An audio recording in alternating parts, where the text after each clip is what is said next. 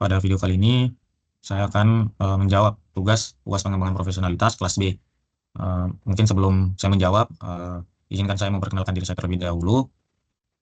Baik, perkenalkan, nama saya Ignacio Kevin Alessandro Jukoni Harbelugun dengan NPM 210218631. Mungkin bisa langsung saja kita ke pertanyaannya. Di sini terdapat 3 pertanyaan. Yang mana pertanyaan pertama, apa saja yang telah Anda pelajari terkait pengembangan profesionalis?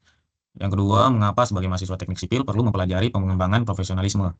Dan yang ketiga, komitmen apa yang bisa Anda berikan terhadap profesionalisme dari saat ini dan ke depan? Baik, mungkin saya akan membedah satu persatu. Mulai dari pertanyaan yang pertama, yaitu apa saja yang telah Anda pelajari terkait pengembangan profesionalis. Baik, mungkin saya sebagai mahasiswa teknik sipil, saya telah belajar bahwa pengembangan profesionalisme ini mencakup berbagai aspek. Aspek-aspeknya juga yang sangat penting untuk kesuksesan dalam karir kita ke depannya. Mungkin salah satunya adalah peningkatan keterampilan teknis yang mencakup pemahaman mendalam tentang prinsip-prinsip teknik sipil. Yang kedua itu permodelan dan analisis struktur, serta penggunaan perangkat, lunak, dan teknologi terkini dalam desain dan konstruksi infrastruktur. Selain itu, etika kerja yang baik juga merupakan bagian integral dari profesionalisme. Mungkin etika ini mencakup integritas, kejujuran, dan tanggung jawab dalam menjalankan tugas serta keputusan yang diambil. Seorang profesionalis teknik sipil harus dapat menangani konflik kepentingan dengan bijaksana dan memprioritaskan kepentingan publik dan keselamatan. Terus juga kemampuan berkomunikasi yang efektif, yang mana ini juga sangat penting dalam pengembangan profesionalisme. Ini termasuk kemampuan untuk menyampaikan ide secara jelas kepada berbagai pemangku kepentingan, baik secara lisan maupun tertulis. Dalam dunia teknik sipil yang melibatkan banyak tim proyek dan kolaborasi lintas disiplin, kemampuan ini sangat krusial untuk memastikan proyek berjalan lancar dan tepat waktu. Selain itu, membangun jaringan profesionalis itu juga harus kuat dan menjadi bagian juga dari pengembangan profesionalisme, yang mana menghadiri konferensi, seminar, dan acara networking dapat membantu untuk belajar dari yang ahli, memperluas wawasan, dan membangun reputasi yang baik di industri. Mungkin seperti itu untuk jawaban yang pertama. Kita next ke jawaban yang kedua, yaitu uh, mengapa sebagai mahasiswa teknik sipil perlu mempelajari pengembangan profesionalisme.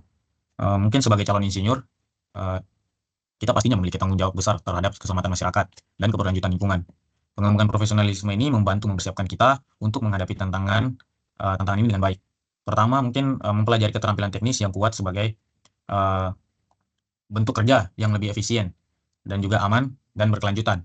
Jadi tidak hanya uh, efisien dan aman saja, tapi juga berkelanjutan untuk lebih. Yang mana ini melibatkan pemahaman yang mendalam tentang prinsip-prinsip dan kemampuan untuk menerapkan kemampuan ini dalam praktiknya di lapangan nanti. Terus yang kedua, etika kerja yang kuat adalah fondasi dari profesionalisme. Dalam profesi ini, keputusan yang dibuat dapat memiliki dampak jangka panjang yang signifikan terhadap masyarakat dan lingkungan. Oleh karena itu, kami perlu memahami dan menerapkan kode etik yang ketat untuk memastikan bahwa tindakan kami selalu berorientasi pada kebaikan umum. Dan yang ketiga, atau yang terakhir, kemampuan berkomunikasi yang baik memungkinkan kita untuk berkolaborasi dengan tim proyek, berinteraksi dengan klien, dan menjelaskan konsep teknis kepada pemangku kepentingan secara non-teknis dengan cara yang jelas dan efektif. Mungkin dengan kita membangun profesionalisme yang kuat, kita dapat membantu memperluas jaringan kita dalam industri pekerjaan proyek nantinya. Dan ini juga dapat membuka pintu untuk kesempatan kerja, proyek kolaboratif, dan pengembangan karir yang berkelanjutan. Baik, mungkin seperti itu untuk jawaban dari pertanyaan yang kedua.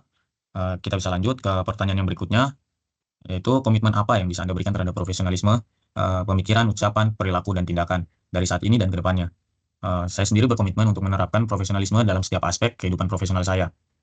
Secara pemikiran, saya akan terus mengembangkan pengetahuan teknis dan juga mengikuti perkembangan terbaru dalam industri teknik sipil. Saya akan menilai secara teknis kritis setiap situasi yang saya hadapi dan membuat keputusan yang didasarkan pada pengetahuan dan etika yang kuat. Dalam ucapan saya ini, saya juga akan berkomunikasi secara jelas, terbuka, dan jujur dengan semua pihak terkait dalam setiap proyek dan situasi kerja. Saya juga akan mendengarkan dengan baik dan menghormati pendapat orang lain, serta menghindari konflik yang tidak perlu. Dan yang berikutnya, mungkin dalam perilaku saya akan mematuhi standar etika yang tinggi dan termasuk integritas yang tak tergoyahkan. Saya juga bertanggung jawab terhadap tugas yang saya emban dan konsisten dalam memenuhi komitmen saya. Saya akan selalu memprioritaskan keselamatan dan keberlanjutan dalam setiap langkah yang saya ambil. Dan untuk dalam tindakan, saya akan berusaha untuk menjadi contoh yang baik bagi rekan-rekan kerja dan mahasiswa lainnya. Saya akan mengambil inisiatif dalam meningkatkan kualitas kerja dan memastikan bahwa hasil kerja saya selalu memenuhi atau bahkan melampaui standar yang ditetapkan. Mungkin secara keseluruhan, saya percaya bahwa pengembangan profesionalisme bukan hanya tentang mengasah keterampilan teknis, tetapi juga tentang membangun karakter dan integritas yang diperlukan untuk menjadi seorang profesional teknik sipil yang sukses dan bertanggung jawab.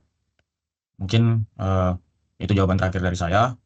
Eh, Kurang lebihnya saya mohon maaf dan terima kasih atas perhatiannya.